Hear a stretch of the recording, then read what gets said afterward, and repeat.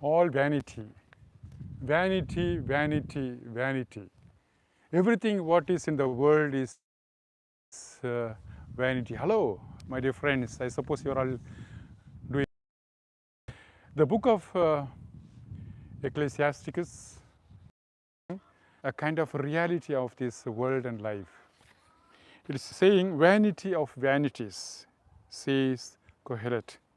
Vanity of vanities, all things are vanity.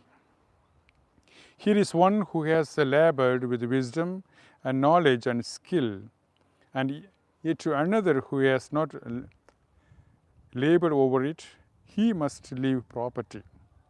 This also is vanity and a great misfortune.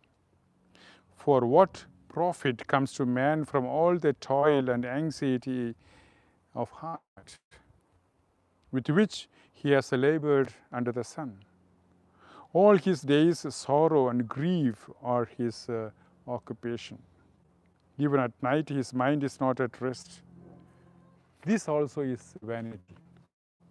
That means everything you have experienced a lot, my dear friends. I suppose you might have also done many things in your life. Now, for example, a child is learning a lot at home for an exam, and on the next day, the child is going for exam, and at the end, nothing is the outcome. And the child cries a lot that what is it? According to Kohelet, it is vanity, nothing. Or yes, somebody is doing hard work to achieve something, and after doing these things, the outcome is nothing. Vanity. Somebody is writing a book thinking that many people will read this book, and at the end, not even 1/10 of people buy this book. Vanity. One takes up a job or a position and wants to bring out something, and at the end, everything is only a disappointment.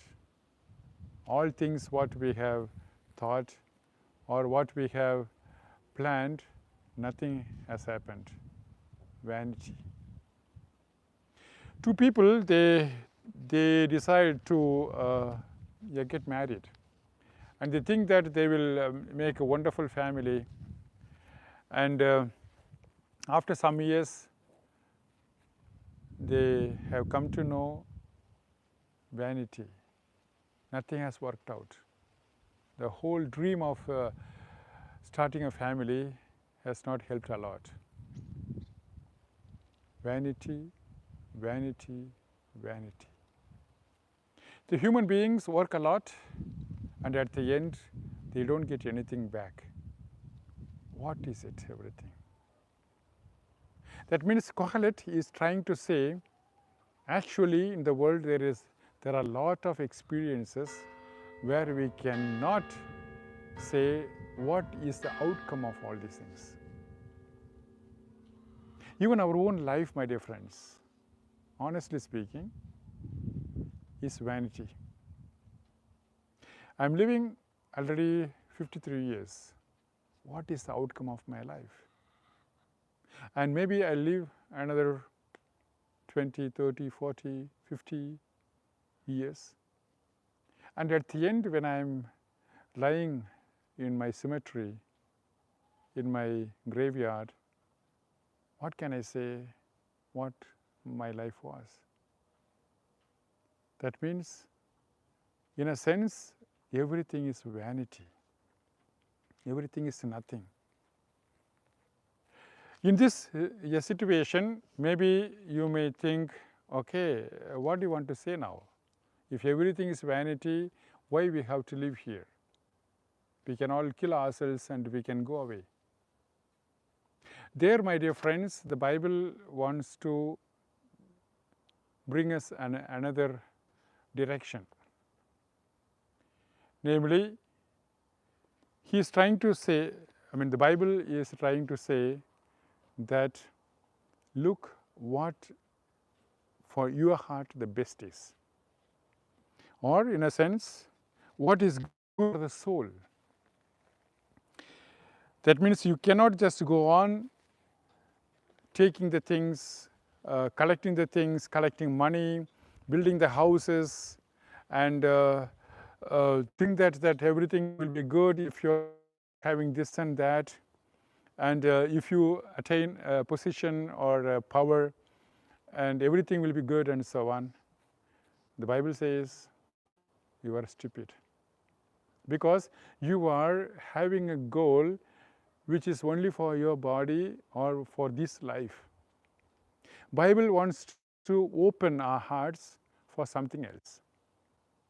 Namely, what the fulfillment of the soul or for the soul, that is more important than all these worldly things.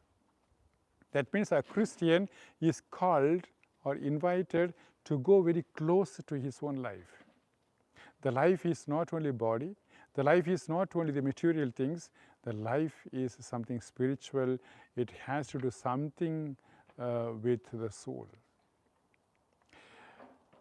Paul is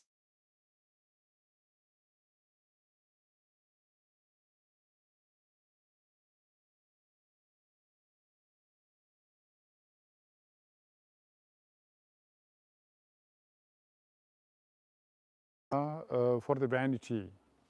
That means you have to come to a kind of a position where you should say, okay, my heart is filled with all these good things. That means we have to really look for the things where our hearts be good or fulfilled.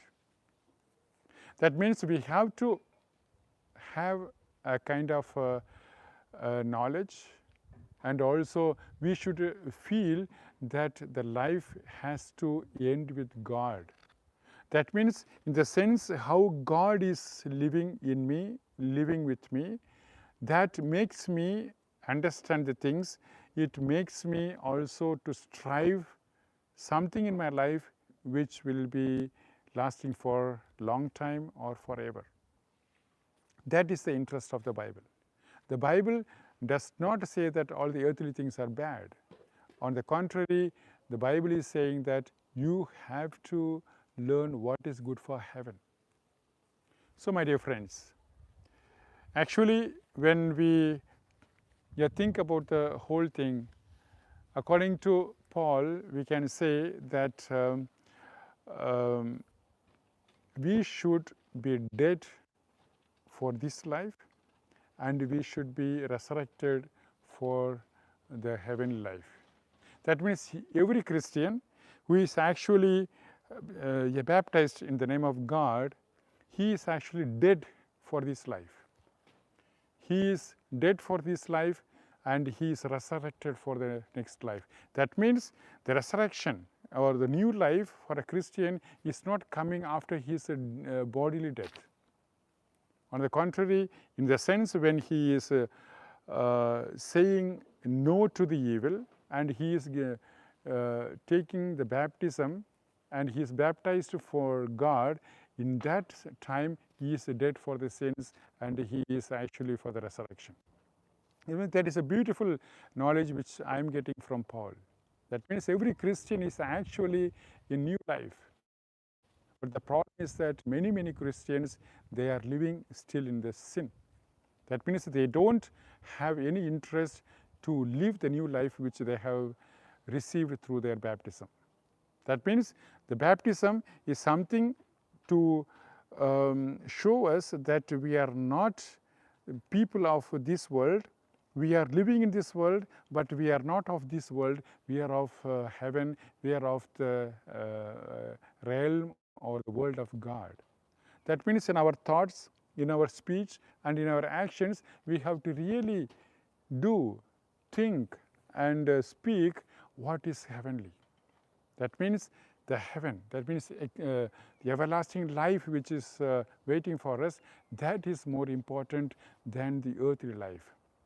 Of course, yeah, we have to also plan some things. Yeah, we cannot just say that, okay, everything is over, we can just give up everything and so on. Of course, we should have also some insurances, or we should also have some sort of savings and so on. But at the same time, these savings or the insurances cannot help us for the everlasting life.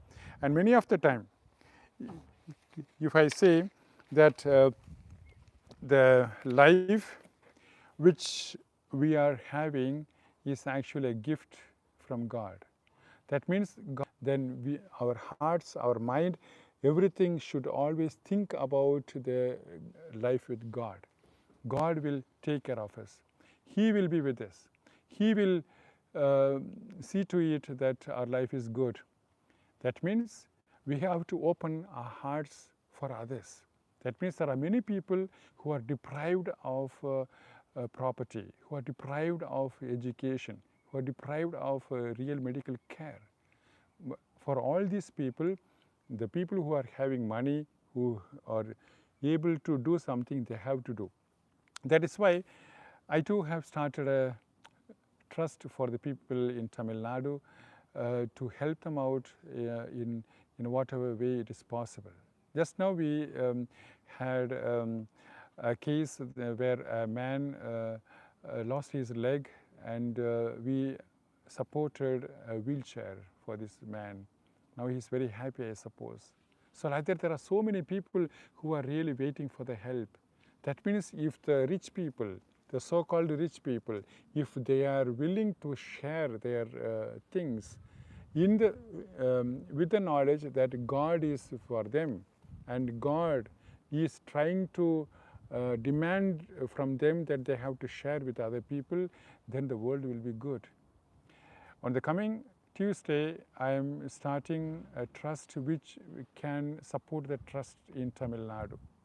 That means I'm going to start with many of my friends and parishioners here in this parish.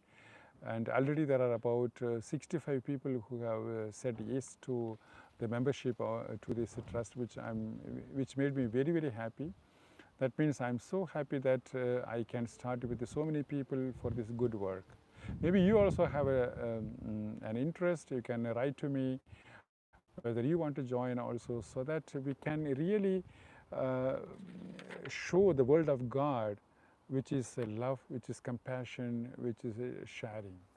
So my dear friends, I suppose we can go into the new week. I wish you all the very best, and God bless you. And remember that everything is vanity, but if we are really good in the heart, we should start helping other people, those who are in need of our own support. All the best. Take care. Bye-bye from Lyman.